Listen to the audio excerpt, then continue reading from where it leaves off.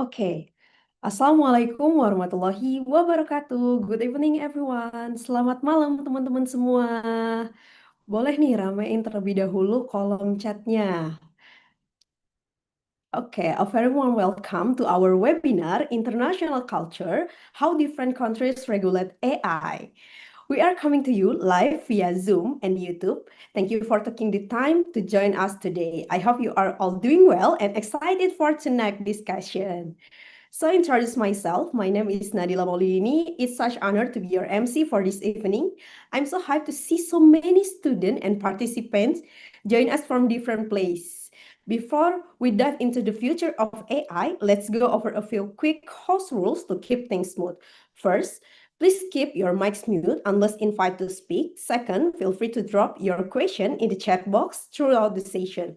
Third, make sure your display name is clear so we know who's talking.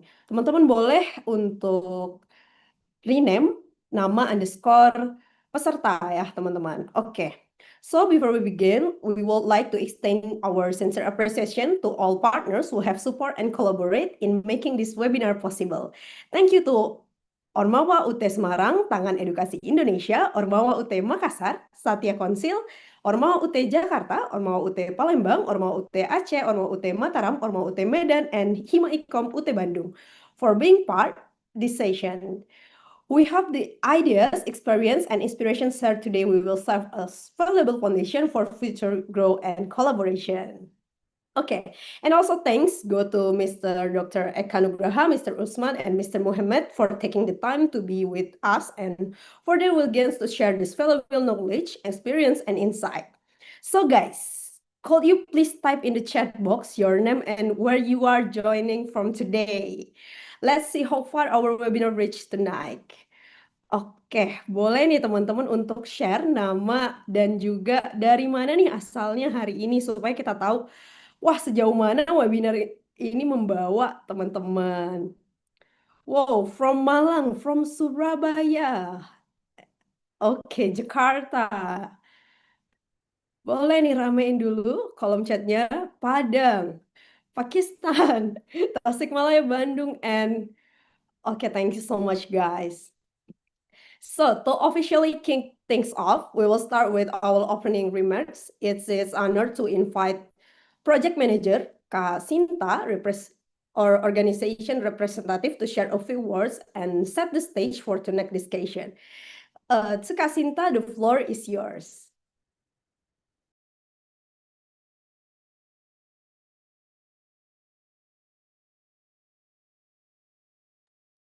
Oke, Kak Sinta, hello. Teman-teman boleh nih kita panggil Kak Sinta kali ya di kolom komentar. Halo Kak Sinta. Oke. Hello, everyone. I'm sorry. Okay. Thank you for our gorgeous MC tonight. So, good morning. Good evening, everyone. Distinguished speakers, respected guests, media partner, fellow committee, and all participants joining us today.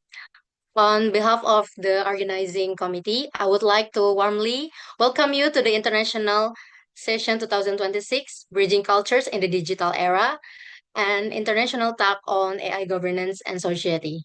My name is Sinta Nur Sadia, and I'm honored to serve as the project manager of this event. In today's interconnected world, artificial intelligence has become an important part of our daily lives. However, the way AI is regulated and implemented varies across countries, reflecting different cultures, values, and priorities. This diversity makes global discussion and mutual understanding more important than ever. So through this event, we hope to create a space where ideas, experiences, and perspectives can be shared across borders. Technology may connect us digitally, but meaningful dialogue is what truly connects us globally. We believe that discussion like this are essential for building a more informed and responsible for future AI. I would like to express my sincere gratitude to our distinguished speaker, Mr. Muhammad Wedrame, Mr. Usman Umair, and Mr. Eka Nugraha Putra for sharing their valuable insight with us today. I would like also to thank our media partners to support this event and make this event reaching a wider audience. Lastly, thank you to all participants for being here. Your presence is what makes this discussion meaningful. I hope today's session will be insightful, engaging, and inspiring for everyone. Thank you and enjoy the event.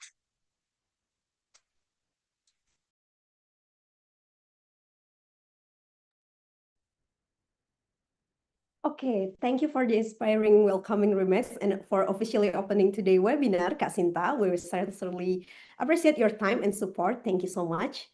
Okay, so guys, before we get into the whole of global regulation, I want to test your human intuition because today's topic is about AI.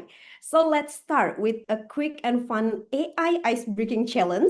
For this activity, I'll be using mix of Indonesian and English so everyone can follow along comfortably.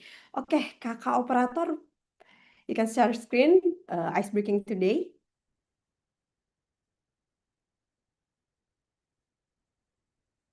Oke, sambil menunggu kakak operator kita, boleh teman-teman reaction atau kasih angka satu nih yang semangat untuk ice breaking hari ini.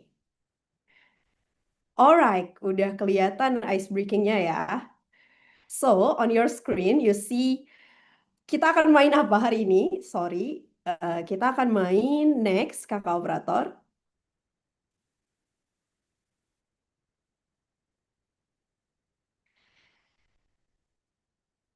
No, kita nggak main SpongeBob SquarePants ya guys, cause the theme is Bikini Bottom, but no, kita nggak main itu hari ini. So, ice breaking today is about AI challenge, and we may next to slide, the next slide, kakak operator.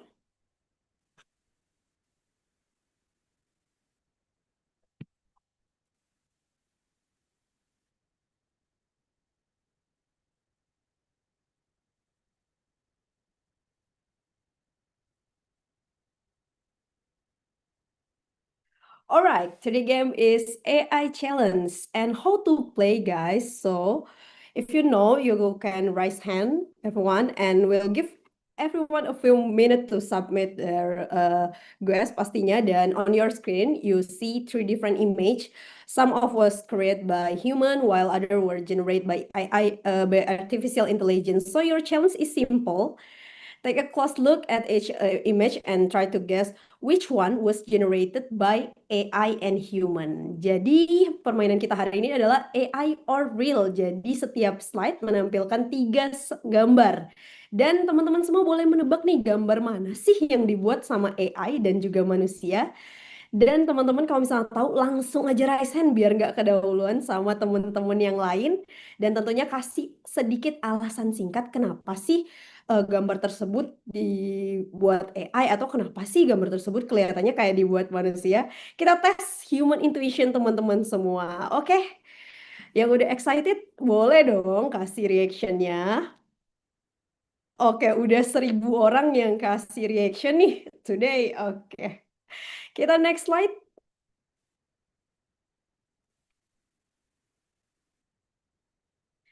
Oke guys, so this is example for the game AI or real. Nah, karena ini kita belum mulai, teman-teman boleh komen nih di chat box and explain your choice. Yang mana nih kira-kira yang terbuat dari AI dan yang mana yang dibuat sama human. Kita cek apakah teman-teman bingung. Boleh klik di kolom komentar gambar AB dibuat AI, gambar C dibuat human nih. C sama dengan AI. Oke, A. Gak menutup kemungkinan ya teman-teman kalau misalnya ada dua gambar yang dibuat oleh AI atau dua gambar yang dibuat oleh human. B. Generate human. Oke. All image created by AI. Oh, apakah benar? Oke, kita tunggu sampai memanas nih teman-teman. Ada lagi yang mau jawab? B. Human. C. AI. C. AI. A and B human. C itu simple. Oh, simple, right? Oke. Be human, human, human. Oke, karena sudah ramai, next slide. And the answer is... Jeng, jeng, jeng, jeng. Oke, AI. Oh, stop dulu kakak operator. Oke, oke kayak agak terlalu cepat. Kita bisa ke slide yang sebelumnya. Agak terspill sedikit, but it's okay.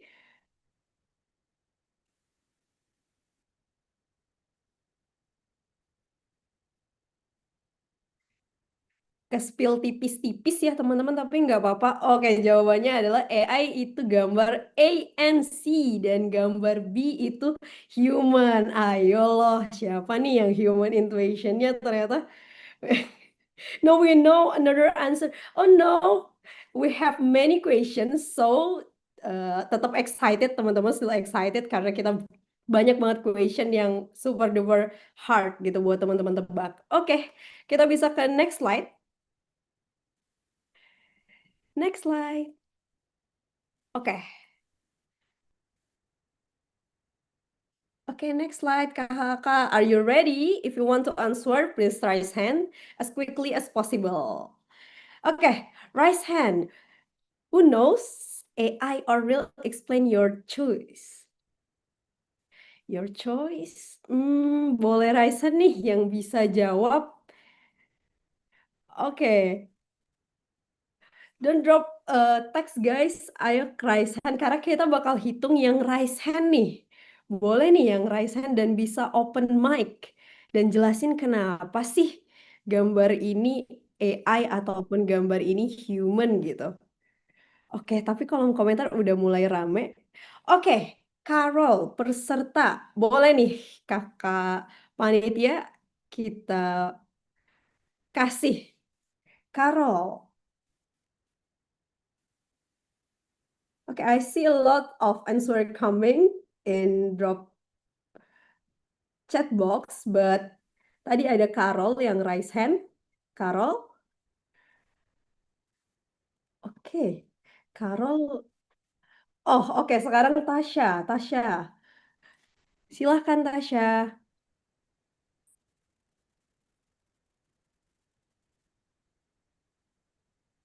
Silahkan Tasha, boleh boleh jawab nih dari kasih tahu namanya dulu nih dan juga dari mana malam ini. Selamat malam, saya Tasya Amelia dari Sumatera Utara. Oke, hai Tasya. Boleh nih teman-teman kasih di kolom komentar. Hai. Oke. Jauh nih Tasya dari Sumatera Utara. Jadi Tasya menurut kamu yang mana nih? Yang AI atau yang mana yang human? Jelasin lah Kalau tipis-tipis ke kita. in my opinion, I think BNC AI because we can see di kolom C itu ada logo kecil Gemini AI. Oh, Kalau oke. kan, You're so concerned ya, ya. ya kalau untuk B sendiri itu kayak lebih ke feeling, kayaknya itu memang AI deh. Tapi kalau untuk E itu human, gitu Kak. Oke. Terima kasih. Thank you Tasya. So, guys, who same with Tasya? Sepertinya kita lihat di chat box juga ada beberapa yang sama. Dan apakah benar ya teman-teman? So, the answer is jeng jeng jeng jeng. Apakah Tasya benar? Let's find out together. Next. Next. Oh, sorry. It's wrong. Oh, stop dulu kakak operator. Pelan-pelan dulu kakak operator. Oke, so AI-nya itu adalah gambar A and B. So human itu yang C. Oke, kita ke next question. Next question. AI or real? Explain your choice. Kayaknya ini gampang banget ya teman-teman. Very easy. Do you know guys? Yang mana yang AI? Yang mana yang human? Okay, I see a lot of answer in chat box, but you can raise hand guys. Okay, and say C officially AI, B human, B human. Okay, anyone can raise hand for explain the answer nih. Ada yang bisa raise hand teman-teman? ANC to perfect. Oke. Oke, Philip. Ada Fahrana juga, ada Aryadi, ada Doni. You can raise hand, guys, and give me explain. Okay, Bomi. Let's go. So the answer is what, Bomi?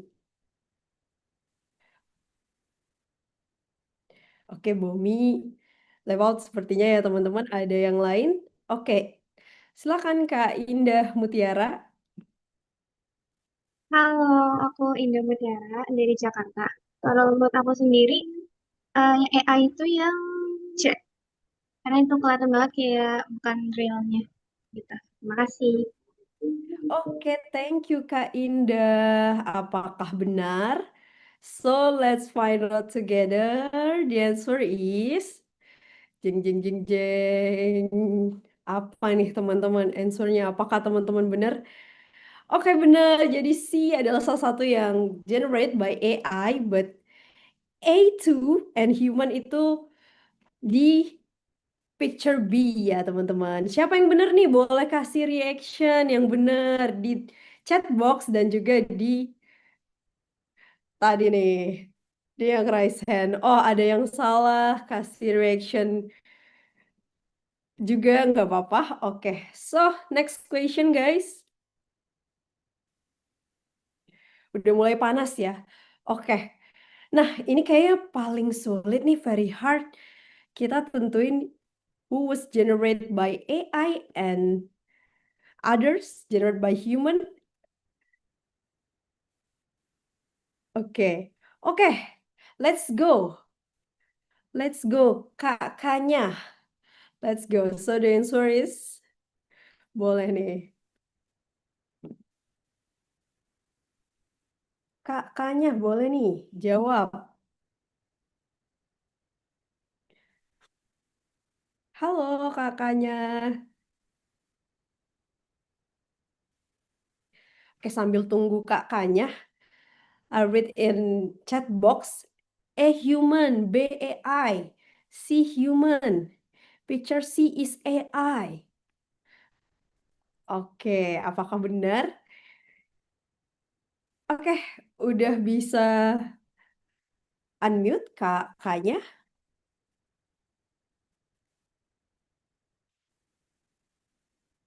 C and B is AI. Oke. Ada yang bisa unmute guys or raise hand? You can explain for reason what your choose, picture yang mana? B and C. Kak, A. Oke. Siapa tadi nih yang jawab? Boleh nih. Oke, Kak Siti Ramadhani, silahkan. Hello guys, everyone. Saya akan Halo. bahasanya yang AI itu yang E, yang A, dan yang C itu AI dan B itu human. Why? Why? Wait, Kak Siti. Apa nih? Sedikit Because reasonnya, sedikit alasannya. C itu lebih kayak gimana ya bilangnya, lebih digambarkan sama, tapi kalau B itu dia kayak lebih terang gitu, dia alamiahnya gitu, lebih ke alaminya aja sih. Tapi kalau menurut saya sih A juga dari foto human, because in Sumatera kan baru-baru ini kan banjir juga gitu kan, seperti itu Kak. Terima kasih. Oke, Kak Siti, but I have question to you. Kira-kira AI apa yang bisa bikin gambar semirip ini nih sama fotografi di Indonesia? Ada nggak? Mau sharing dikit nggak, Kak Siti? Menurut kamu apa? Kemungkinan kalau menurut saya cloud bisa, sama Dola sih, Dola. Thank you everyone. Oke, thank you Kak Siti. And applause to Kak Siti, guys. So explanation is clear, but let's find out together apakah jawabannya benar, right or false, correct or false? So the answer is next slide. AI B and C, human A. Oke, bener banget nih Kak Siti. Yay, applause lagi juga buat teman-teman yang bener. Boleh nih kasih reaction. Oke, banyak banget ya yang kasih reaction. Ada 100, ada 1000 people yang kasih reaction nih today. Oke, let's go. Kita ke question berikutnya. Next question. Semakin ramai nih. Oke, so this is a film, poster film, and you can choose one was generated by AI and other generated by human. AI, A and C, be human. Oke, in the chat box udah rame ya ini. Oke, you can raise hand guys and explain reason. Boleh nih, siapa yang mau berani buat raise hand dan kasih tahu kenapa jawabannya yang itu. A and C AI, very very easy. Okay, easy, right? Okay, so siapa nih yang mau raise hand terlebih dahulu? And oke, kakaknya lagi nih, boleh untuk unmute terlebih dahulu. So the answer is apa nih Kak?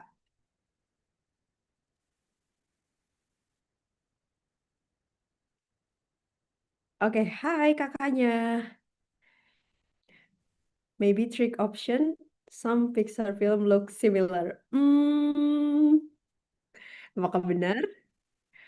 Oke, Kak Rina Nurul Jana, silahkan. Udah on cam juga nih, boleh Kak. Apa nih jawabannya? Okay, so my answer is A and C because kalau AI itu kayak kayak ada ciri khasnya gitu loh. Jadi kayak apa ya? Setiap apa yang dibuat AI itu kayak udah kelihatan aja gitu template-nya. Gitu, kayak gitu. Kalau yang B emang kelihatan apa ya? Beda aja gitu grafiknya. Kayak gitu. Oke, kira-kira pernah nggak Kak bikin poster lewat AI? eh oh pernah, tapi waktu itu buat seru-seruan aja buat bikin tren di Instagram gitu. Sama bikin bikin poster yang sama kayak yang di poster sih gitu. Jadi Oh, kayak poster. udah kelihatan aja gitu. Oke, biasa pakai apa nih Kak toolsnya AI-nya? Kalau kita boleh tahu. Maaf, gimana Kak? Toolsnya apa nih? Nama AI-nya apa buat bikin poster tersebut? Waktu itu aku pakai Gemini AI. Oh, Gemini AI. Oke, Karina tadi dari mana? Aku dari Where are you Bandung. from? Oke, Bandung. Oke, thank you so much Kak Rina. So, let's find out together apakah jawaban Kak Rina benar atau enggak. So, the answer is jeng jeng jeng jeng. Next slide. Oke, correct. Jadi AI dibuat di picture A and C, human itu di picture B. Very easy, right, guys? Oke, so kita next aja ke question berikutnya. Oke, this is last question. Oke, boleh ramein kolom chat dan juga boleh langsung raise hand aja. Hmm, oke, sudah ada beberapa banyak nih ya yang jawab. Ada Philip, ada Carol, ada Kak Rina lagi, dan ada Lee, ada juga Revina. I will say C is AI because the face of character in the feed. Oke, boleh nih Philip. Philip, you can raise hand and unmute and explain your reason why C is AI. Philip or Kak Deindra or Kak Doni.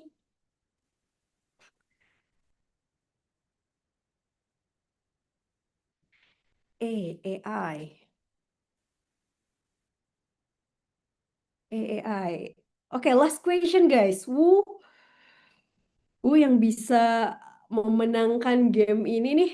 Oke, boleh raise hand nih teman-teman. Oke, kalau nggak ada yang raise hand, kayaknya aku mau tanya yang ini ya, yang on cam. Di sini ada Kak. Oke, langsung off cam semua. Oh no. Oke, so di sini ada Kak Afiani. Kak Afiani, boleh nih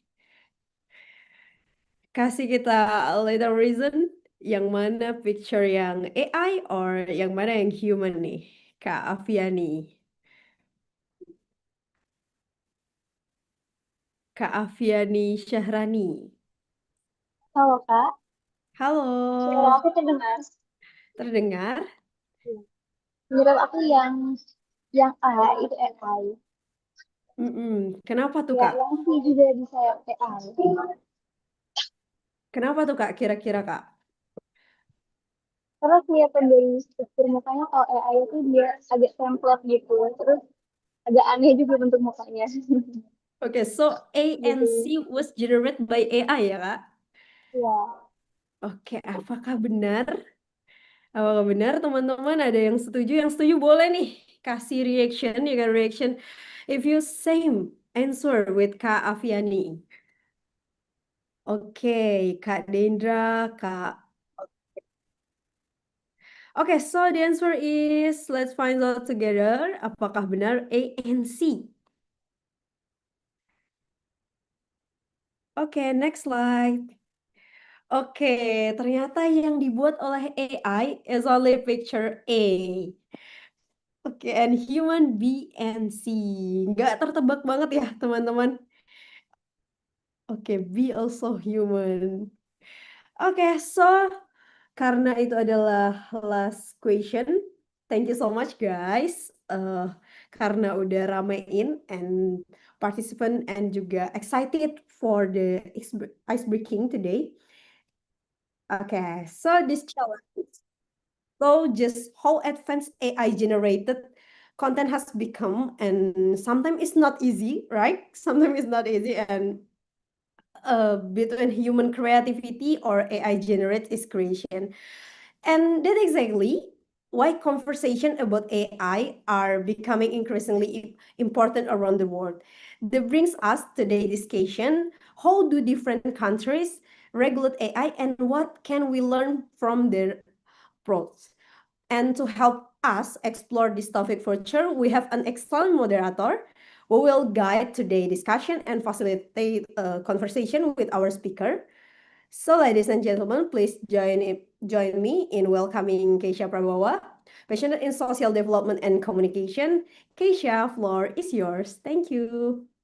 Hi, Nabila. Nadila, am I audible? Yes, Okay, thank you so much. clear. Wow, that was an interesting ice breaking.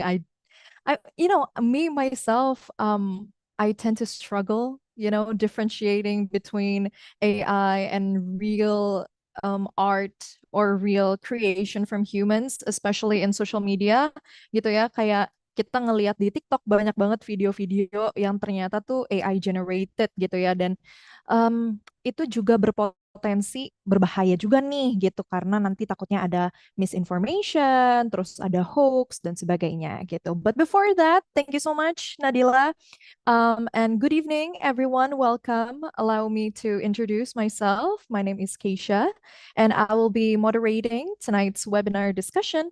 And it is truly, truly an honor for me to be here with you guys tonight with our distinguished speakers, Mr. Muhammad Drame, Mr. Usman Umair, and Dr. Eka Nugraha Putra. So thank you so much, guys, for the participants yang udah bergabung bersama kami hari ini, terutama di hari weekend ya, tapi kita tetap mengutamakan edukasi ya dan penyebaran informasi yang baik gitu ya. So tonight, our speakers will be sharing their perspectives on AI according to their respective expertise to discuss how different countries respond to the development of artificial intelligence through various regulations and cultural perspectives. And also, before we listen to what our speakers have to say, I'd like to inform you the technicalities of this session. This segment consists of 3 separate sessions. Each speaker will have approximately 15 minutes to present their materials during their respective sessions, and we'll have about 5 to 10 minutes of a quick Q&A session. And then following the last session, we'll have a more in-depth sharing session with 3 of our distinguished speakers. So you can send questions through the chat. And if you find an interesting one, you can react to the chat bubble as a vote so we can ensure that those most voted questions are our priorities to answer. So I'm sure that we're all very excited. And without further ado, let's commence our first session tonight. So for our first session tonight, we will be listening to the presentation from our first speaker, Mr. Mohamed W. Drame, who is a full-stack software developer and data-driven engineer. He graduated summa cum laude in mathematics and computer science from the University of Gambia and is currently pursuing master's degree in computer science at UPN Veteran Jawa Timur, focusing on information and communication technology. Hi, Mohamed. Hi, Kesa. Hi. How do you want us to address you tonight throughout this session? Of course, you can address me as Mr. Mohammed. Okay. Yeah. Okay, Mr. Mohamed, are you ready to share your materials tonight? Of course, I can't wait. I'm excited. Okay, we're all very excited. So you can start your materials whenever you're ready. The floor is yours. Oh, all right.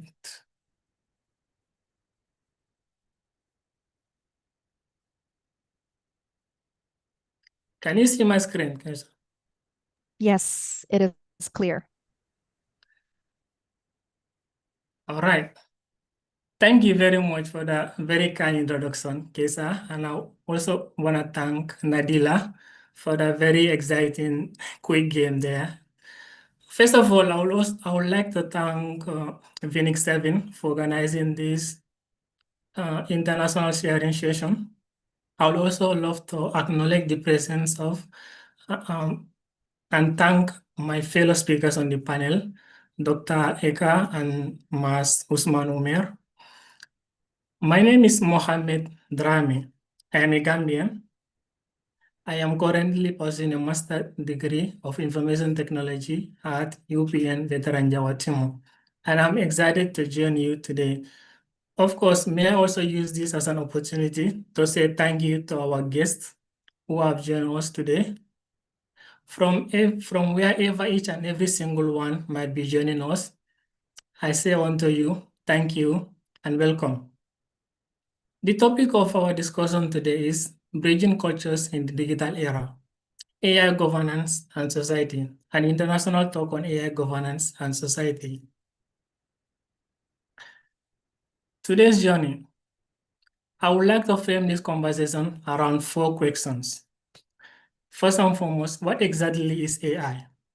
Why do we need AI governance? After we establish what AI is, the main theme of today's discussion is what exactly is AI, and then we will also like to talk about AI governance and some of the opportunities and challenges AI presents to society.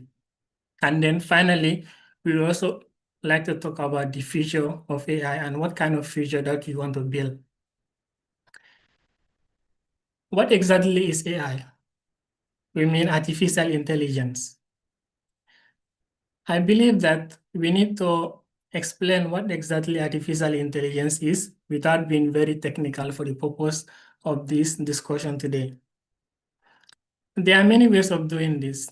My favorite approach is by comparing and contrasting it with traditional software systems. For us to understand what exactly is AI, we need to understand how traditional software systems work. Let's say you take a simple calculator.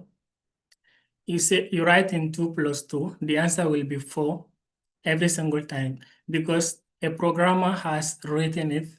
So traditional software systems work by following specific explicit instructions from programmers.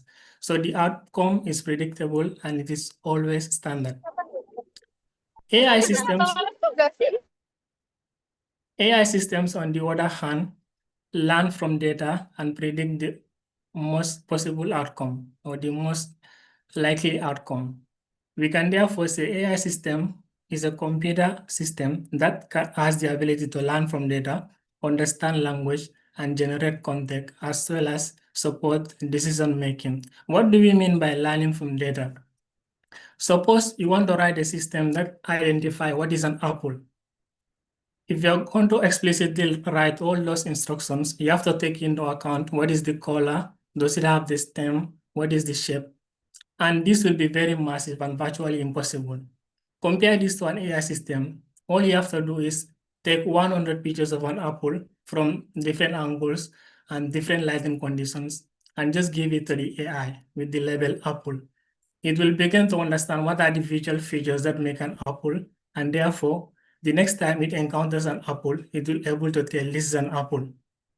What do we mean by AI understand language? Traditional software systems cannot do this. Understanding language is one of the most important aspects of AI today. Most of the AI systems that we use today are categorized as LLMs. That means large language models. These are AI systems that has been basically trained almost on the entire internet's world of data. This field of AI is known as natural language processing. It's one of the most important aspects of AI, the ability of AI to understand human language. It is thanks to the advancements in this particular field that we have AI models like the GPT-5, for example. Generate content. AI can generate content dynamically, unlike traditional software systems. AI can also help us support decision making by analyzing vast array, huge data sets of data that will be very time consuming for experts to do. Types of AI. Once you understand what AI is, it is very important we also talk about what are the different types of AI out there. AI systems are categorized into three main categories based on their capability. We have the narrow AI or weak AI. This refers to systems that are designed for specific tasks. These systems, mind you, are very good at their tasks, but they cannot transfer knowledge across domains. This involves things like your chatbots, GPT, Gemini, DeepSeek, etc., virtual assistants like your Siris, even recommendation engines in your social media platforms. Interestingly enough, this is the only type of AI that is in existence today. The second type of AI is the AGI, that is artificial general intelligence. If you compare all of these systems, for you to help you understand the difference between these types of AI based on their capabilities, you just have to compare them with the human being. The narrow AI or weak AI, it is basically subhuman, meaning it cannot do everything a human being can do. As for the artificial general intelligence, this is an hypothetical human level intelligence, whereby computers can do basically any sort of intellectual task that the human being can do. This is theory and it is in progress. After this, we have the ASI, artificial superintelligence. This is entirely hypothetical as of now. Despite all the media hype, no company has been able to make significant progress into this story. You may ask, if this is just theoretical, why are we talking about it? Well, that is the whole point of today's discussion. We don't want to be taken by surprise or caught off guard when this kind of power comes tomorrow, because mind you, AI is a very powerful tool, especially the ASI, the artificial superintelligence.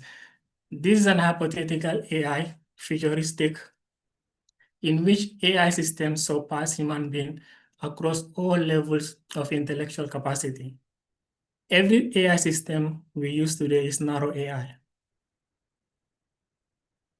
After understanding what is AI, we also need to understand what AI is not. There are many myths out there. One of such myths is that AI thinks like humans. The reality is that AI only predicts patterns. If there's at the fundamental level, when you put inputs into AI, it only does math and then give you the output based on probability.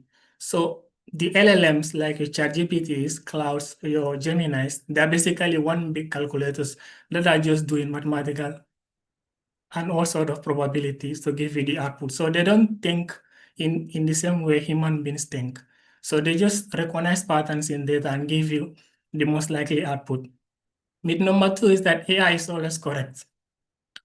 People like us who are in the academic era or who are very familiar with technology, like most of the students on this panel today, may understand that AI can indeed make wrongs.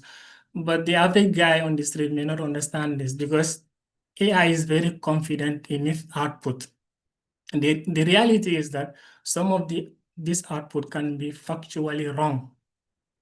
It is not to call that it is lying, because to say it's lying, that means there's an intention behind it. Suppose you ask me, does UPN Veteran Jatim has a lake on campus? And I tell you that I don't know. You cannot say I'm lying. I have never been to campus, for example. Suppose I have never been to campus. I just don't know there is a lake on campus. But suppose I have been on campus, which I have done, and I hang around the lake.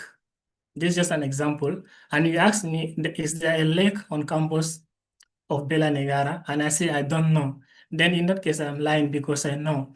That's why when AI makes mistakes and it is very confident in those mistakes, they are called hallucinations, because the AI is just doing math and giving you the output. It is very confident in the sense that it will double down on that mistake. If we ask the AI to justify a mistake, it will double down on it, because in reality, it's just going all over the mass again. So these are known as hallucinations. A cases where AI generates an output that is very convincing, yet factually untrue. Myth number three is that AI understands everything. And this brings the quote into my mind from the CEO of OpenAI. That is Sam Altman, which says that ChatGPT is incredibly limited, but good enough at some things to create a misleading impression of greatness. This is what we're talking about, hallucinations. And the fact that AI can make factually incorrect things and double down on it. For the third case, where we say AI understands everything, I think this quote demonstrates that AI is very limited from the CEO of Sam Altman, in the sense that, well, it lacks common sense. It doesn't know about genuine human emotions and all of that. And the fourth question, pardon me, is AI will replace everyone. Now, this is the million-dollar question, right? The reality is that AI, just like any other technological revolution, we see that across history, what technological revolutions do is they fundamentally change how we work, but they don't necessarily eliminate human beings or work altogether. For example, the Industrial Revolution, if we define a technological revolution, it is defined as a period in which a new technology fundamentally changes how we live, work, and communicate. The Industrial Revolution, for example, it was a stage in which machines revolutionizes production. People have tractors, etc. Suppose a farmer that has tractor uses that tractor will be more efficient in the farming than the farmer who chooses not to use the tractor. So in my belief, we are also underestimating the human capacity for adaptation here. Across history, across all of these technological revolutions, we see that the technology end up creating more jobs and opportunities. What is AI governance? It is the main theme of our discussion today. According to the OECD, that is the Organization for Economic Cooperation and Development, these are sets of rules and responsibilities that guide how AI is created and used. Things like responsible development. When we are developing AI, we need to consider ethical standards in AI development. Number two, fair and equitable use. We need to separate AI from bias and discrimination and ensure fair access for everybody. Transparency and accountability. AI systems have to be simple enough and explainable and auditable to let the systems be transparent and accountable in case of harm. Risk mitigation. The whole idea of AI governance is to maximize the risk, is to maximize the opportunities of AI and minimize the risks. That is the whole idea of AI governance. Why do we need AI governance? We need AI governance because AI presents us with both opportunities and risks. Like I just mentioned, the whole idea, therefore, we need AI governance to maximize the opportunities and minimize the risks. What are some of the opportunities that AI presents to society? Better healthcare.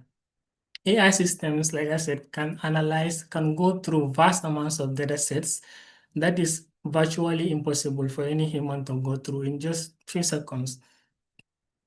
And they can automate time-consuming tasks. Therefore, they can analyze medical images for doctors and improve our healthcare and help doctors identify diseases at the early stage. Better education. Today, most students use AI systems, though some use it not in a very good sense, but if used properly, AI systems can improve education. You can use ChatGPT to learn new skills, and it can basically be a 24/7 learning tutor right beside you. Greater productivity. We can use AI systems to accelerate production, to analyze data sets and make research on things that will otherwise be very difficult for humans to do. AI can also help us accelerate scientific innovation by, again, making scientists focus on the core aspects of the research while giving automated tasks and things like data analysis to AI systems, which they are very good at. I'm so sorry, Mr. Muhammad, but the time is up. If you can conclude your materials in like a short explanation, I think that would be great. Oh, thank you, Kesa. Yeah. So, like I was saying, we need AI governance because it presents both opportunities and risks.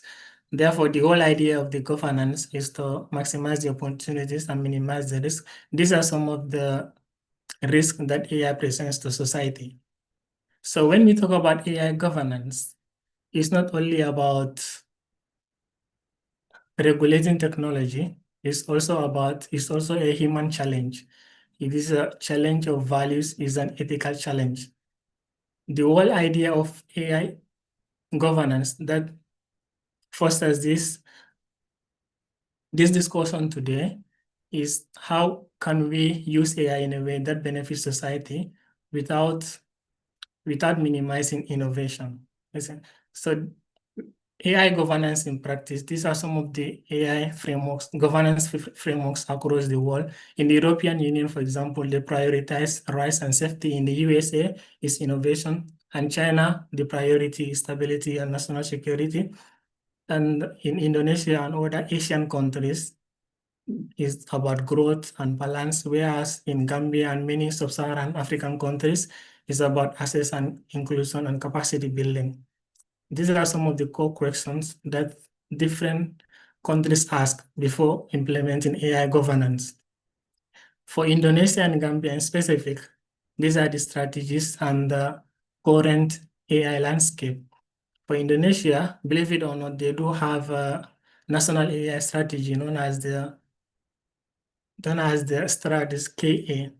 It's basically a framework for government, ministries, and other official institutions in regulating how AI is developed and deployed in the country. It's under the guidance of the BPPT, which is the Indonesian agency for the assessment and application of technology.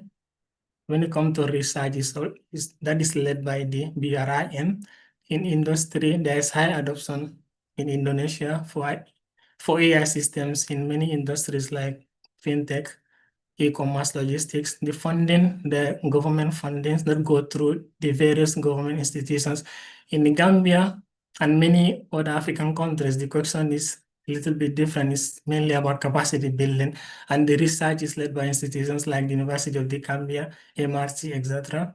The industry is still in early stages, whereas the funding is mainly rely on international grants.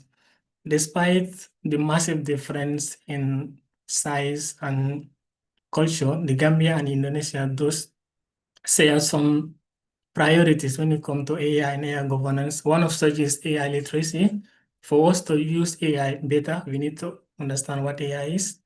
Responsible use, making sure AI is used in a way that is ethical and responsible and does not, and the harm is minimized.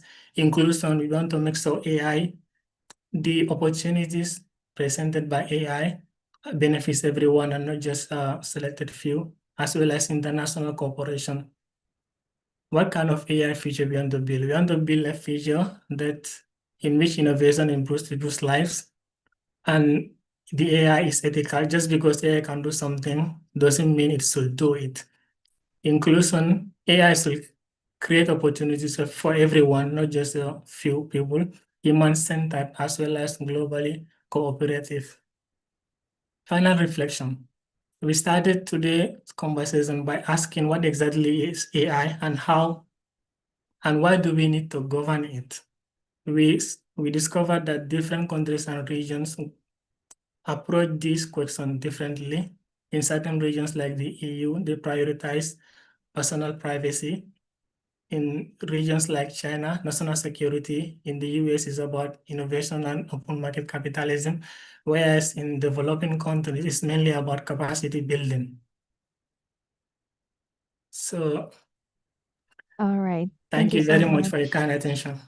Thank you so much, Mr. Mohammed. So yeah, I think we can move on to the next session because we will have a more in-depth question and answer towards the end of the session. So everyone, if you have any questions, feel free to send your questions to the chat and we will try to answer your questions. Thank you so much, Mr. Mohammed. Yeah, Mr. Mohammed. Thank you very much, Case. Yeah. And I'm very sorry for the time. It's okay. It's okay. It was a very interesting perspectives on AI, especially about how AI could benefit or could contribute to the betterment of society, which is really interesting. However, we see that there are still a lot of AI errors, which I think when it comes to AI usage, we need a certain degree of wisdom and experience in tech, and the actual skills to use AI. Because otherwise, if we just use AI blindly, it could lead us to receiving inaccurate and misinformations. So yes. Absolutely, and that was one of the things I was going to talk about, but unfortunately, time doesn't permit me. One of the very dangerous risks that AI presents to society is misinformation because of the introduction of things like the deepfakes, etc. Right. Okay. Thank you very much, Mr. Mohammed. And next, for our second session, we would like to call Mr. Usman Umair. Mr. Usman, are you with us here already? Yes, I'm here. Okay. Hi. Okay. How do we address you? Just Usman? it's fine. Oh, Yeah. okay. So before we head to your session, I would like to read a little bit about yourself. So Mr. Usman Umair is an international student from Pakistan, currently pursuing a degree in data science at UPN Veteran Jawa Timur. Usman also has a strong enthusiasm in the fields of technology and data science. So I'm sure everyone here is already excited and can't wait to hear what you have to say about AI. So without further ado, the floor is yours. Okay, let me share my screen first. All right. By the way, am I audible to everyone? Yeah. Yes, we can hear you loud and clear. Okay, that's fine. Okay. By the way, thank you so much, Kezia, for inviting me, and it is my honor to be here. And once again, thank you so much to Winix 7 to giving this opportunity uh, to be a participant in this webinar. So yeah, I want to share the screen with you guys. There it is. So AI is around us actually, like in our phone, in our school, in our hospital. But the question is not just AI will change our life, but question is that who is making the rules and regulation about AI? So tonight I I'm want to so share. sorry. I'm so sorry, So, Osman, but we cannot see your slides clearly. Yeah. okay, Okay, thank you so please much. can see. Okay, Yes. okay, that's good. Yeah. So the question is not just who is creating the AI rules. The question is that who is actually creating the rules about AI in this world. So tonight I want to share about AI governance in Pakistan. Uh, before going to the AI governance in Pakistan, I want to introduce myself. My name is Usman Umair from Pakistan, and I'm doing my bachelor in UPE in data science at UPE Veteran Java Timur. Uh, so yeah, before I talk about the policies, I want to tell you about the Pakistan. Like before understanding the policies, we have to understand the country. So Pakistan has 220 million people population, which makes the fifth largest country in the world. But the most important is that the 64% of Pakistani population are under the 30 years old, like my age, like your age. So Pakistan has one of the fastest growing group of freelancers in Asia, like Pakistani developers, designers, and writers. They are actually already working in the global AI economy. They're using tools like Upwork, Fiverr, like these are the freelancing platforms where they work and sell their services. They actually build startups in cities like Karachi, Lahore, and Islamabad. Uh, so here is the some policies about AI governance in Pakistan. There is actually 6 pillars of policies I want to share. Pakistan, in July 2025, Pakistan government approved its first policy uh, about AI policy. This was a great step actually. Pakistan has an official plan for how to use and how to implement the rules in AI. So number one is innovation. Number two is training. Number three is ethics. Number uh, four is sectors. Number five is infrastructure. Number six is global work. But I want to just share two main policies, which I think is more important to share with you guys. Which is part two is most important for a student. Pakistan wants 90% of internet user to know about AI this year, 2026. Actually, they want to train 1 million people in AI skills by 2030. And they also offer 3,000 more scholarships per year. And number part three is about making AI safe and fair. Pakistan creating something called the AI Regulatory Directorate, or ARD, we say. This is the official body that checks if AI is being used ethically or not, like they are using legally or not. So uh, after that, I want to compare with Pakistan AI governance policies with other countries like Europe, USA, China, and Pakistan. So Europe has a strict law in Act AI. Companies can be fined if they break the rules. And USA, they have no big law yet, but each industry makes its own rules, very flexible. But China is very strict government rules, especially for the generative AI. And lastly, Pakistan has a policies which says build first, regular alongside, focus on growing AI with ethics, including from the start. So actually, Pakistan is not trying to copy the other countries like Europe, China, USA. They are doing something different from other countries. They are growing the ecosystem first and build the rules as you go. So what this actually means for a student like us and me, like you and me. So AI governance is not just for ministers or like professionals or professors. It affects us every day, actually. When you apply for a job, AI screens your application. When social media algorithm decide what news you want to see, when a camera recognizes your face in public, actually these are the students' issues too, right? Mm. So, all right. Mhm. Yeah.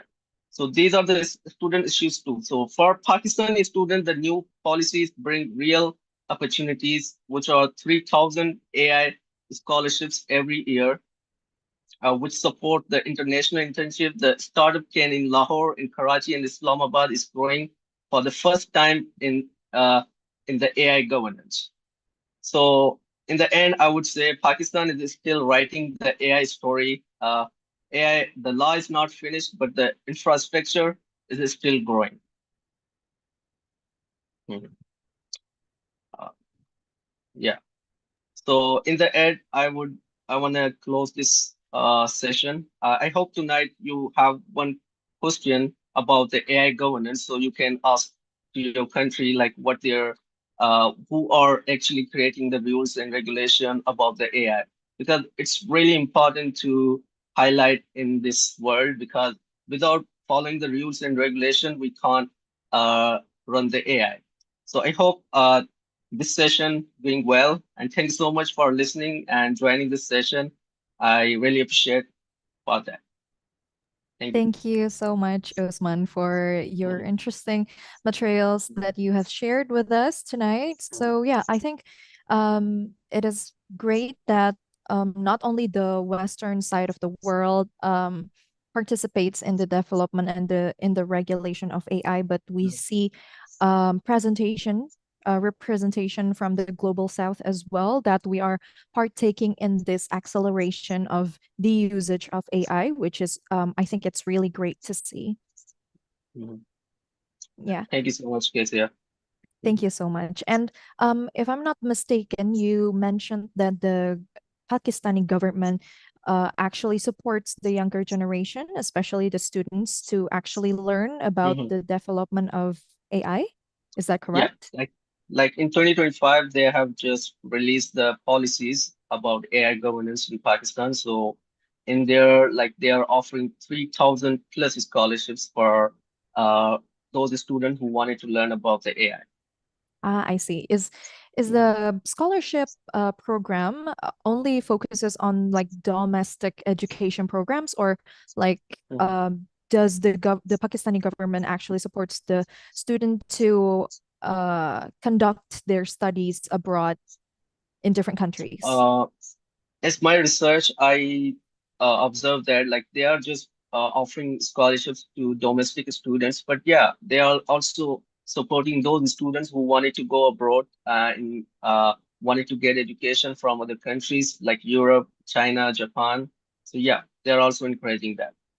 Okay, thank you so Mhm. much for your explanation tonight. Yeah. I will move on to the next session. Thank you very much, All right. Usman. Thank you so much. Thank you so much.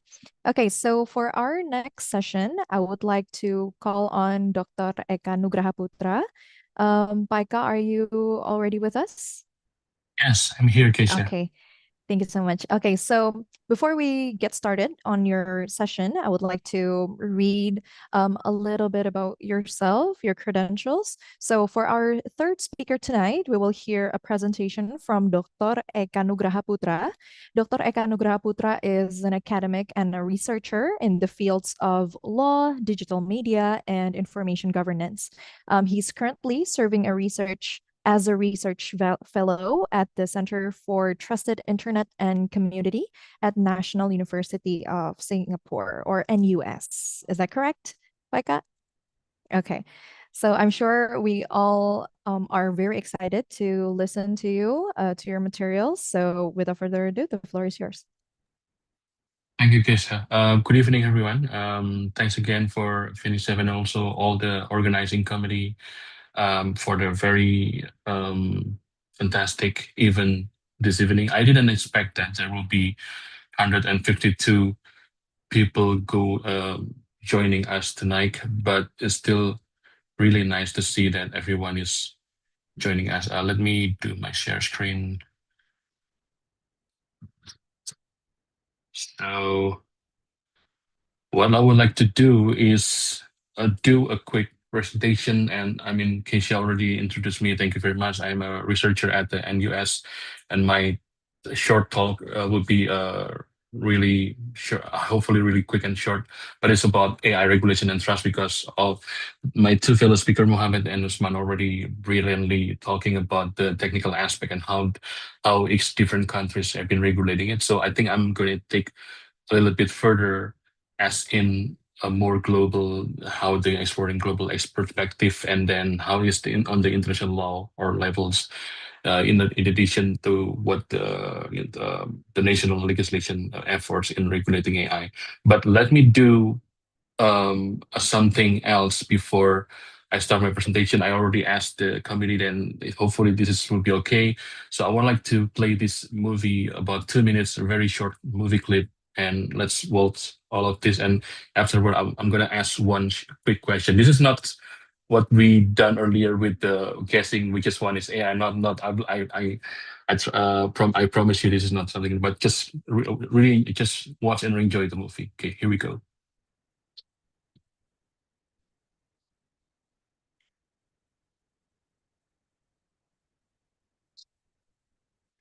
I'm sorry, Pak Eka, but we cannot hear the audio of the video. Sorry? The The audio? We cannot hear the audio. Okay. Then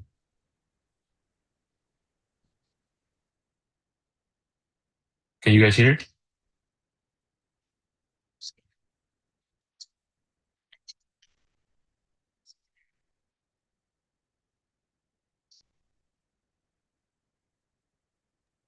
I don't think it's audible, but the other committees, can you hear the audio, or is it just me?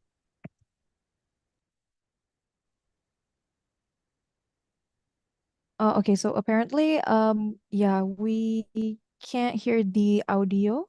Let me play it one more time. If it's not working, then I'll proceed so we don't waste time over here. Let me try one more time. Sorry about Okay. it. It's okay, it's okay. Wow. I'm saying, look at this guy's flips. Man, he's talented. And I said, that's AI, man. I seen it on the Instagram reels. Artificial intelligence. That ain't real. They're trying to trick us, man. Trying to get in our head, man. Hey, you been smoking that stuff again? He's right. Genius. Ain't real. That's AI generated. Artificial intelligence. It's right in the brains. 100% AI. Yeah.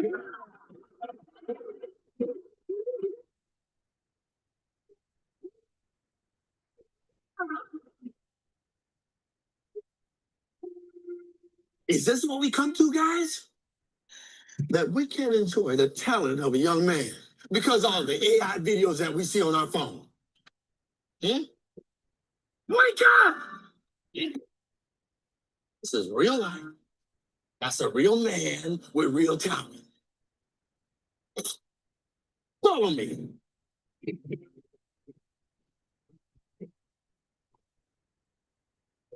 Young man, we would like to say that we really appreciate your flips and your talent. It's got 6 fingers. It's AI.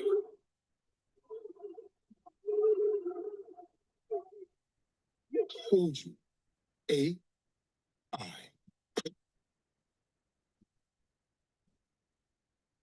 Ain't no saying like that.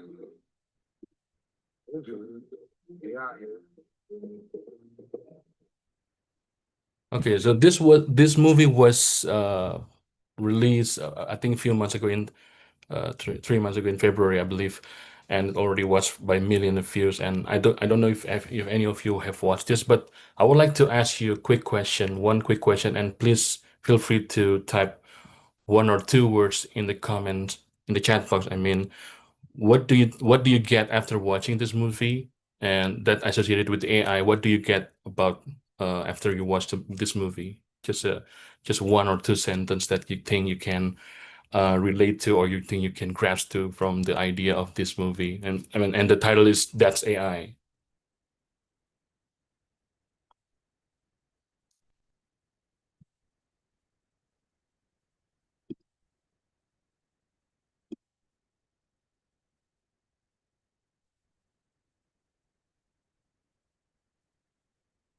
Common sense, yes. 3 words, but that's okay. I mean, that's short opinion, which is really nice.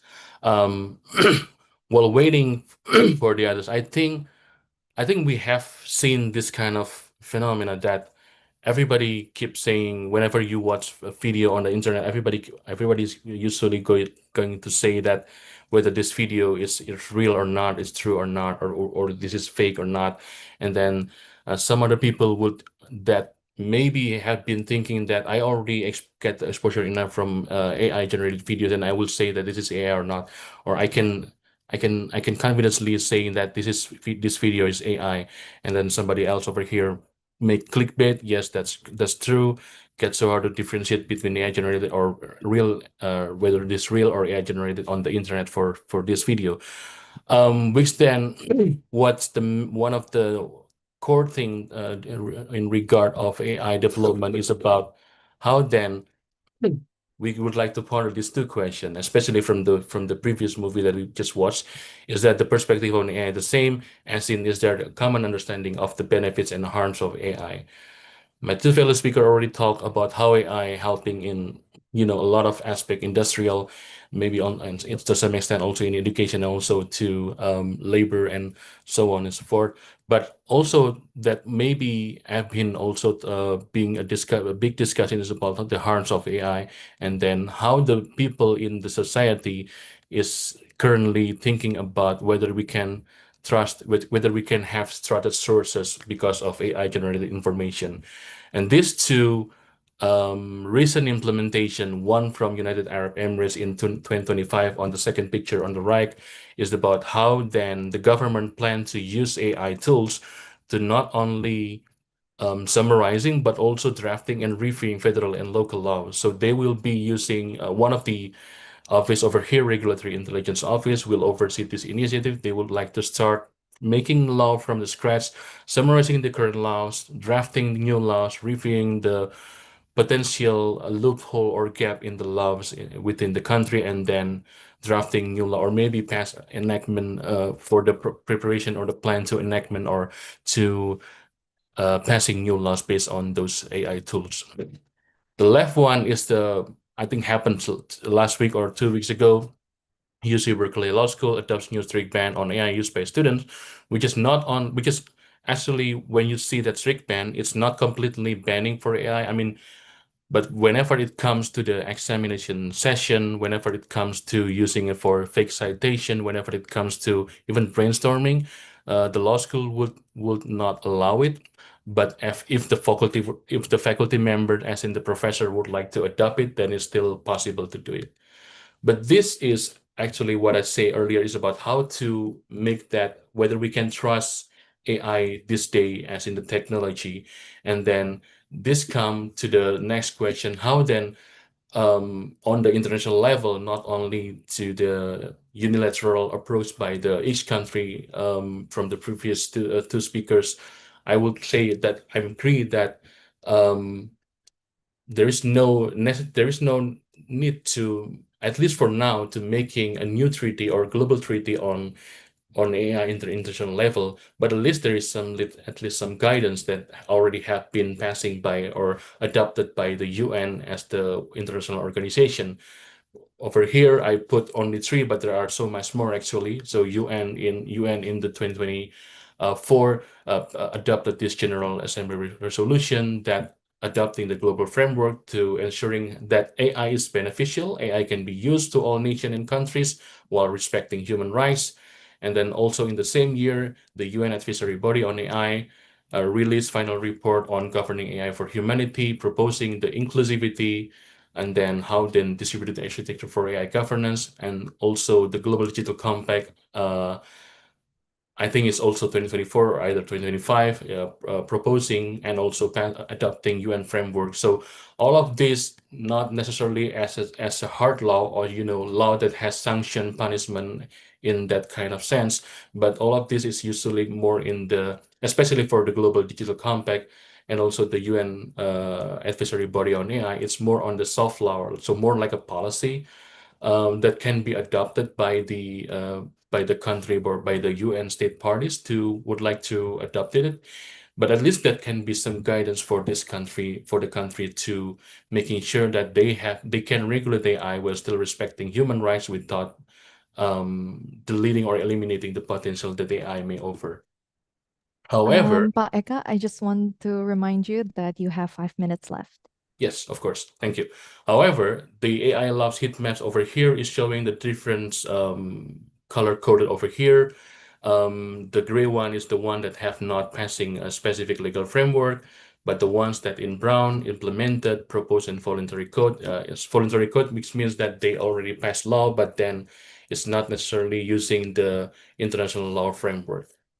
What I've been doing in my current work is about how then this global legislative framework, the bigger circle over here, is reflecting how these laws on misinformation and disinformation as one of the harms that AI-generated information can be disseminated these days. So the bigger circle in each country is reflecting how many laws, the number of laws that have been passing by this country, especially since 1995 until 2023. 1995 is the first time that internet penetration coming into the world, which we are using World Wide Web. And then, as we can see here, United States, China, and some other countries, Australia, Singapore is a few of the countries that have been passing many laws in regulating AI and misinformation, or internet and misinformation and disinformation.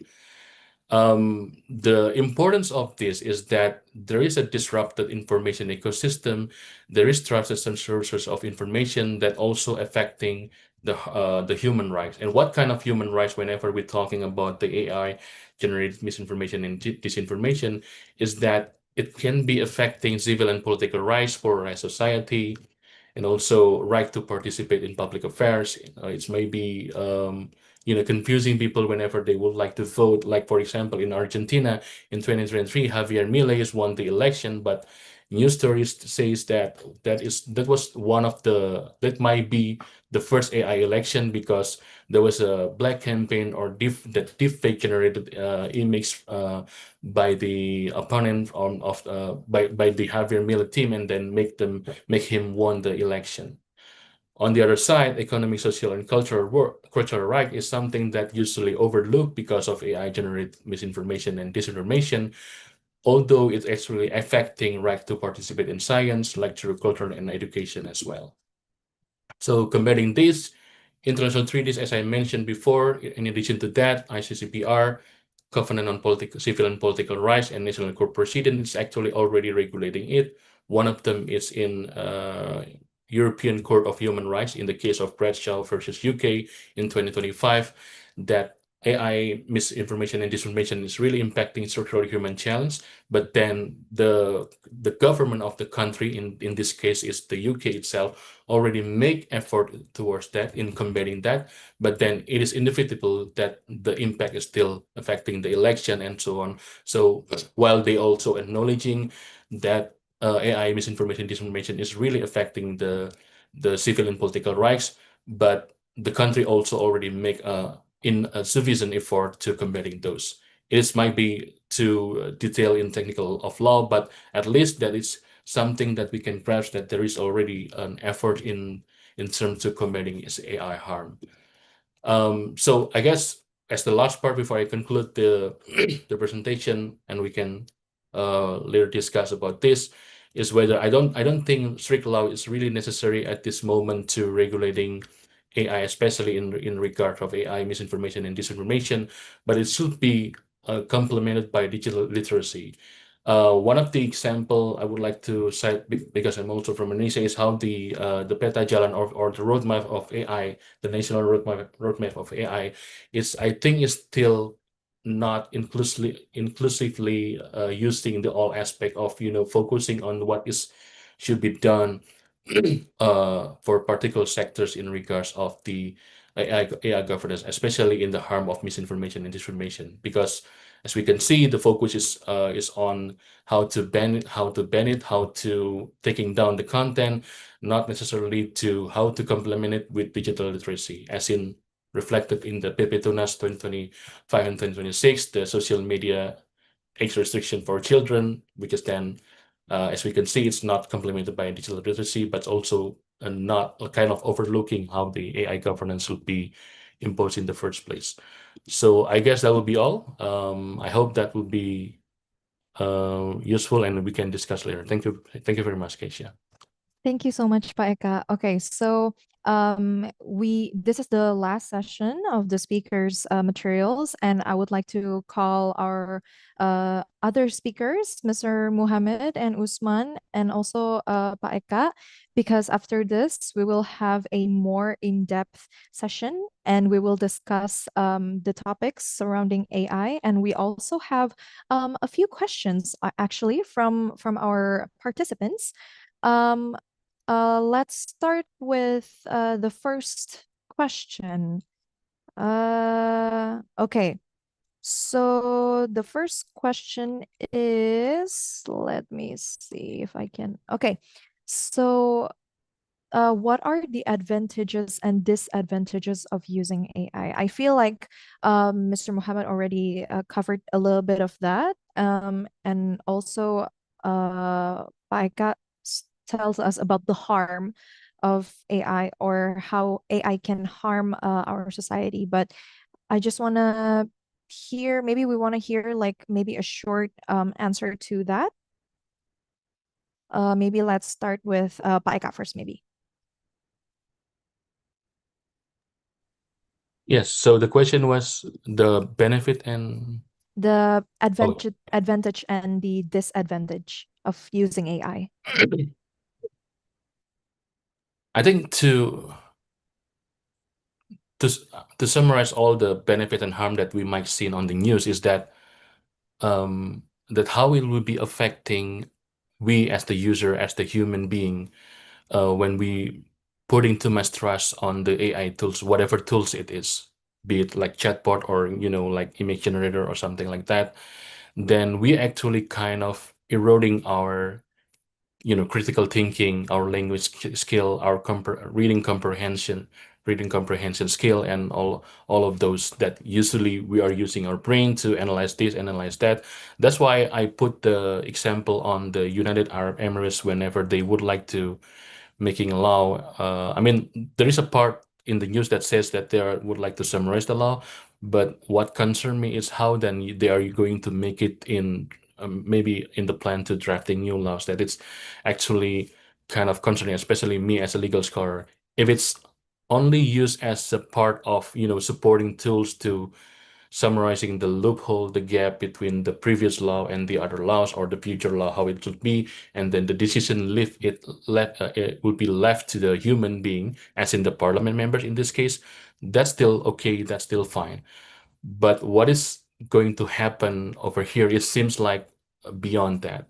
In another example is how then, recently in Singapore, just last month, that a lot of big tech company has this big layoff, including Meta, and I think also TikTok and Google, because some of the division is going to be replaced by AI instead of using human labor. So I don't know what are they going to do with it, but if the decision is going to be, trusted or left out to the computer instead of human being, then that will be something that we should be concerned about much more. So, yeah. Yeah, I definitely agree with that. But what about our other speakers? Maybe Mr. Muhammad, do you want to add to that? Yes, thank you. In my opinion, I think AI should be viewed as a tool, a powerful tool, in that sense, its advantages and disadvantages largely depend on how we choose to use it, right? But AI in and of itself, suddenly, like I mentioned in my presentation, presents us as a society very many opportunities. It can help in the healthcare sector by helping doctors identify diseases in the early stages by going through vast amounts of medical data, illnesses in the digital form, etc. The disadvantages, again, like I said, it mainly depends on how we use it when we view it as a powerful tool. In that, we see many students, even educators, using AI because one of the problem is that everyone is rushing to adopt it far more than we are thinking about regulating it, right? So there is this phenomenon known as cognitive offloading, in which we let AI do all the cognitive tasks. So this is a very potential risk when it comes to AI. Not necessarily a disadvantage of AI in and of itself, like I said, is a tool. So, but if you use it in that sense, it's going to be very problematic in the future, I think, because of cognitive offloading. Okay, definitely. I think when it comes to using AI, it like the output that we get from the features, I think it really depends on the users itself, I think. So I think that's why, like Pa Eka already mentioned, that we also need a certain amount of digital literacy, because that way we can minimize the chance for misinformation to spread, and then it can also result in a distrust in the public sectors. So yeah, I definitely agree with that. What about Usman? What do you think about the advantage and disadvantages about AI? From my side, I would say everything have their own pros and cons. So it depends on the user, like how they are getting AI. Like in different perspectives, we are using AI in different fields, like in our schools, in our hospitals, in IT industries, we are using AI. So we just take the positive side because there's a lot of negative side. People are discussing about the AI. It's not good. Like we don't have to use it especially for those students who are doing homeworks or doing assignments from AI. So it's good. Like it's more easy to get a resource. If you're searching from the Google, it's a bit hard. Maybe it takes too much time. Maybe if you are using AI, it's more easier to get resources. So I would say it's pretty good to use AI, but yeah, there is still some advantages and disadvantages. We have to think about it. Okay, thank you so much, Usman. Okay, so we actually have one question from Faiz. He has a question for Pa Eka, actually. But I think this question can also be answered from like our other speakers as well. So the question is, from someone who has experienced both Indonesian and Singaporean academic culture, do you think Indonesia is ready for stricter AI regulation? And what's one thing you wish more Indonesian students understood about AI and its governance? Pa Eka, maybe? Yes, thank you, Kesha. Thank you also, Faiz, for the question. If the question is about you think Indonesia is ready for stricter regulation in general, I mean, what kind of law in Indonesia that not is strict in this day? I think any law in Indonesia is strict enough, or even too strict. I would say that because I'm a legal scholar that have been researching a lot of Indonesian law, so I would say that many laws in Indonesia is become too strict in large extent. But in particular of AI regulation, I don't think we need that kind of strict as in when as I said in my presentation, strict as in imposing sanction and punishment. What is more is about how to inclusively using the norms that we have in Indonesian culture, Indonesian society, and then not only using the perspective of law discipline, but also communication, education, and also psychology, as in involving children perspective in here, and especially when it comes to use in schools, and then student will use it because the government keeps saying that we can use AI, and so but how then? It will be the bigger question instead of the regulation. So I give you one example that I mentioned, but I haven't had the time to explain this more. So I use this opportunity to explain it a little bit deeper. So when I cited during my presentation, when I cited the peta jalan or the roadmap of AI, national roadmap of the AI in Indonesia, one of the focus of this focus of the sector of this AI regulation or AI governance is the about the issue on food and welfare and all of those things, because the national free nutritious meal is currently happening and currently on roll. And then one of the items in this roadmap is that how they are going to use AI in formulating the menu for this MBG. I agree with MBG, as in, the goal is to, provide nutritious meal for all the children in Indonesia. But are you going to use AI chatbot to formulating the menu? I would say I would say disagree with that. Because again, when you use that as a supporting tool, that is still acceptable, that is still feasible. But when you are going to trust 100% of this and not trusting the nutritionist, the expert, but then trusting the computer, which is actually can making fake or hallucination, as also my two fellow speaker already mentioned, as also a lot of cases in the world already showing that. I'm not sure that it's going to be a solution for this kind of issue or sector over here. And to the second one, quickly on the second one, what one thing I wish my Indonesian student understood, I believe it's about using it again, that is simply a tool, and the technology right now is not, I mean, it's advanced, but I don't think it's supposed to be implementing to the whole aspect of our daily tasks. I use AI as well, but for brainstorming. I'm not going to use AI for example, if I forgot or if I don't know what kind of law in particular country or what kind of international law or international treaty that regulating about this particular, I will ask AI, and then I will check on the Google what is whether the law that provided by the AI chatbot is correct or not. Is it really regulating this item or this issue that I have been asking for, I've been looking for. So checking, there is a two-way verification. There's a couple of steps to verify that information. So hopefully Indonesian student, and especially all the students in the world, can use this wisely and managing information and not trusting to one information or one sources of information this day. Yes. Yep. Thank you so much, Paika. Yeah. I also think that at the end of the day, AI is the tool, and fact checking when it comes to AI is very, very important, I think.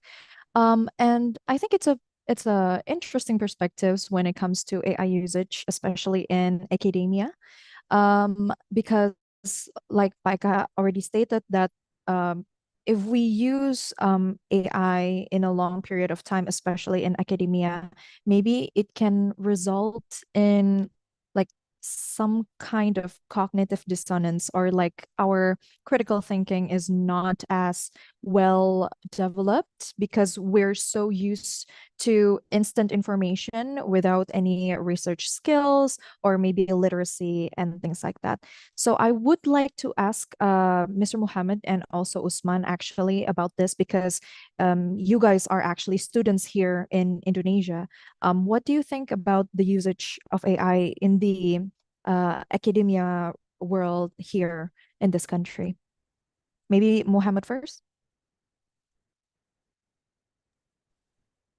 Yes, thank you. I mean, am I addressing the first question that was asked to Dr. Eka? In that case, I think regarding the first part of the question, think I have not been to Singapore, and I'm not a legal scholar that like our respected speaker here. I will address the second part of the question, which mentions that one thing that we wish Indonesian students know about AI regulation. I wish that not only just Indonesian students, Gambian students, students all over the world I wish they know or at least keep in mind that AI governance is not just about technological challenge. Like I mentioned, it's an ethical challenge, it's a question of values, it's a question of how we build society for the better. So in the future, AI will only get more powerful. So the governments will play a role, the companies will play a role. So I say to the young people and the students who are on this panel today, I wish that they keep in mind that AI is not just a tool that they consume, but rather something that they can help shape for the better future. They need to participate actively in AI development and in discussions like this, because as someone from the Gambia participating in this international sharing session today, it became very clear to me that conversations about AI are ultimately conversations about culture, values, and society. So when they see AI as something that they don't only consume, but the fact that the young people on this panel today, they are the ones who are going to be the researchers tomorrow, the entrepreneurs, and even the policymakers. So I wish that they see AI as something that they can actually help shape the future about, and not just something that they consume only for academics or any other thing else. Thank you. Thank you so much, Mr. Mohammed. Usman, do you have anything to add to that? I just say like I completely agree with Dr. Ika. Their point is valid, and right now I don't think Indonesia has any kind of strict law. They have the same approach like Pakistan, like their policies which says that like build and adopt first, then you can make the rules according to the environment, according to the AI generation like we are doing. So yeah, that's it from my side. Okay, thank you so much. Okay, so I think tonight we have discussed the usage of AI, the advantages, the disadvantages, the harm, and also the regulation part of AI usage, be it in academic settings or non-academic settings. But I also want to ask this one question that I think is also being talked about in social media, which is data centers for AI is actively impacting our environment. So the ecological aspects of AI. So I just want to know if you have any thoughts about that, or any theories or perspectives on that based on your expertise. Maybe we can start with Paika. Yes, I'm not the expert on environmental science or this discipline, and especially when the question is about the data center and how this using the too much energy of by using a chatbot and all of those tools. But in the perspective that the AI could harm of the right, I'm using my perspective as a legal scholar. In the context of using of AI generated information, especially if it's mis or disinformation, could be affecting right to enjoying natural and clean environment, which is stipulated or outlined in the international law. Then it also has been a discussion, one of the major discussion in the international law as well. In 2025, the ICJ, International Court of Justice, issuing advisory opinion that if any state party, especially a state party of the UN, become liable to not making an effort to preventing this AI disinformation campaign or even disinformation campaign that might be affecting people to harming the environment, then it will be the liability or the responsibility of this country. For example, I'm taking example. Let's say if Indonesia there is a group of people to spreading the misinformation and disinformation campaign about environment. Let's say if cutting trees is not going to cause you a flood or any of harm in the environment, and then people believe it. if Indonesian government did not make any sufficient effort to combating that, then according to this ICG advisory opinion, which is kind of the rule of that, then Indonesia will be responsible or liable to repairing the damage. So again, on this context is about how AI disinformation campaign affecting right to enjoying natural and clean environment, because already stipulated in the international law and also affirmed by the International Court of Justice. So I would say answering your question from that perspective. Thank you so much, Pak Eka. We want to hear about the other perspectives from the speakers. Mr. Mohammed? Yes. Look, when it comes to data centers and power plants, okay, AI, the question is not about those AI use data and many power, because obviously AI consumes a lot of power, computing power. So then what are you going to do? Are you going to shut AI down? I think the question is not about that. In my opinion, just like any other technological revolution that I mentioned before, the advancement of the steam engine, for example, in the Industrial Revolution, people raised the same concerns. Okay, what about the effect of the emissions to the environment? When it comes to AI and this issue specifically about data centers and power plants, I think the challenge is how do we develop AI in a way that is very cost effective and maintain it running on renewable energy and sustainable energy. I believe that is the challenge, and that should be the real center of our discussion, and not just, okay, AI consumes a lot of energy, and therefore we are going to ban data centers, or we are going to actively work towards preventing building of data centers, because most of these data centers come with their cooling systems and other environmental friendly activities. So we also need to put that into consideration. I think, like I said, if I may iterate this one last time, the real question is how do we develop AI in a way that is very cost effective and maintain it running on a very sustainable energy, if that makes sense. Thank you so much, Mr. Mohammed. Usman, do you have anything to add to that? Actually, I'm not too familiar with data centers and power plant, so I'm not sure like what you say. So I think I really don't know about that. Thanks so much. Yeah. Okay, that's okay. I think from tonight's discussion, there are so many things and so many perspectives to talk about, and there are so many interesting questions as well from the participants. But unfortunately, because we're running out of time, I think we can call it a night with the question and answer sessions. Thank you so much. Thank you very much for our distinguished speakers for making the time to share your perspectives here with us in this webinar. Thank you so much, Pak Eka. Thank you, Mr. Muhammad, and thank you, juga Usman, for sharing your very, very insightful materials. I hope that we can meet again in a different occasion, maybe talking about AI, maybe talking about something else. But I'm sure that we will be just as excited as tonight.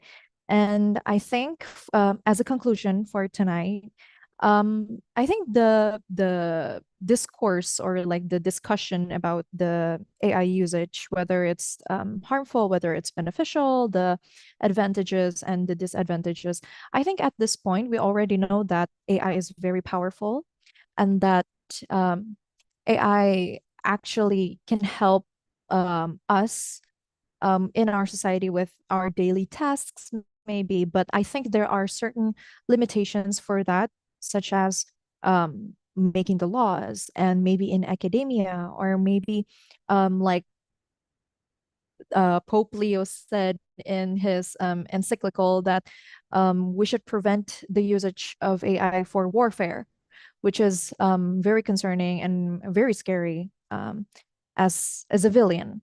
And also we need to take into consideration the inclusivity of AI access and AI usage, while at the same time finding out the most cost effective and also the most sustainable way to further accelerate and develop the usage of AI itself. So I think thank you very much for all of our speakers for covering those perspectives for us tonight. And that is all from me for me as the moderator for tonight. So I would like to hand the floor back to our MC, Nadila. Thank you so much, everyone, for participating tonight. Okay, thank you so much, Keisha. As we conclude today event, we would like to once again express to our deepest gratitude to Mr. Dr. Eka, Mr. Usman, and Mr. Muhammad. Thank you for your time, dedication, and for generously sharing your knowledge and expertise with all of us. The insight and experience you share have undoubtedly enriched our understanding and made this session truly valuable. So, everyone, whether you're student, an academic, or professional, we hope you'll leave this webinar with fresh perspective on the opportunities, challenge, and responsibility that come with the advance of AI. As we come to the end of this event, we'd like to once again express to our appreciation to all participation organization. Thank you so much to Ormawa UT Semarang, Tangan Edukasi Indonesia, Ormawa UT Makassar, Satya Konsil, Ormawa UT Jakarta, Ormawa UT Palembang, Ormawa UT Aceh, Ormawa UT Mataram, Ormawa UT Medan, and Hima Ikom UT Bandung for your present contribution and positive energy today. Okay, so guys, we would like to remind you that certificates will be issued to participants who meet the attendance requirement, including completing the attendance form provided by the committee. Please ensure that your attendance form has been complete accurately so that your certificate can be processed smoothly. Okay. And well, guys, before we end today's session, thank you for participation and enthusiasm throughout the webinar. Today's webinar was organized by Junior Public Diplomacy Intern of Phoenix 7 as part of their internship, learning and development journey. If you're interested in developing your soft skill, gaining internship experience, or even creating program, and webinar like today even feel free to explore the opportunity available at Phoenix 7, and you can join group chat in the chat box Zoom. Okay guys, before we officially end off event, let's take a moment to appreciate the valuable knowledge and experiences shared through this session and commemorate our time together as we into the documentation and closing segment of the program. All right, I want to check our documentation team. Is ready? Documentation team. But Dila, actually, before we head into the documentation session, we would like to share the certification of appreciation for our speakers. So Kahima, Okay. for the committee, if we can share the certification for the speakers, that would be much appreciated.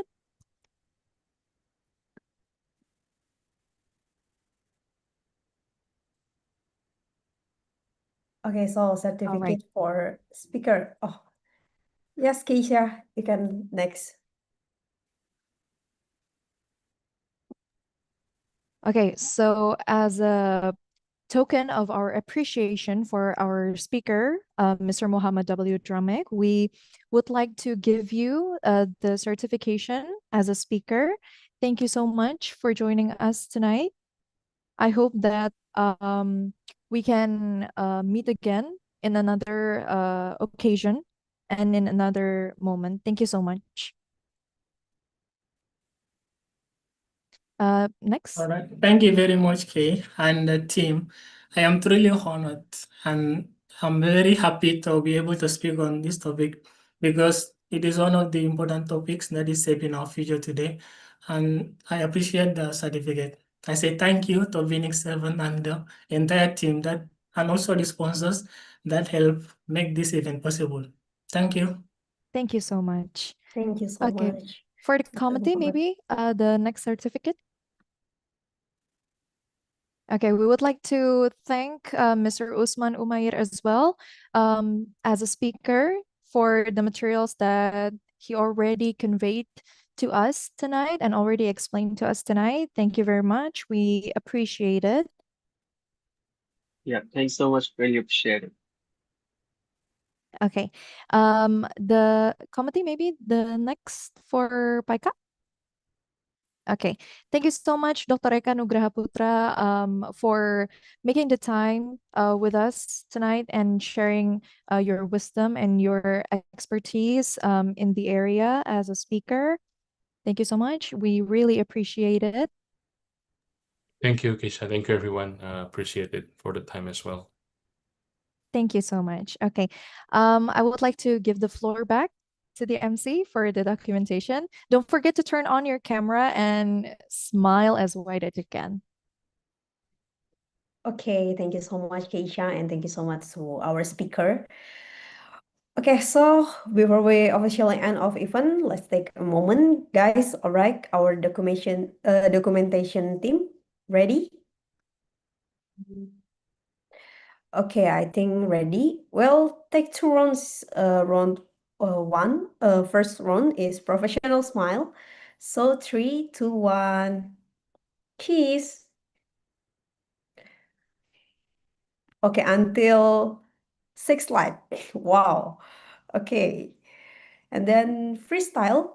So has some energy, tonight is more fun and excited. So 3, 2, 1, capture. Okay, that's it. Thank you, everyone. Please keep an eye to your email for the follow-up materials and certificates. Stay curious, stay informed, and we'll see you at the next one. And don't forget to submit your form because a certificate will be issued to participants who meet the attendance requirement and including completing the attendance form provided by the committee. Okay, good night, selamat malam, stay safe, and have a wonderful week ahead. See you our future event. Goodbye and thank you. Thank you, guys. Thank you, everyone. Thank you, everyone. Thank you.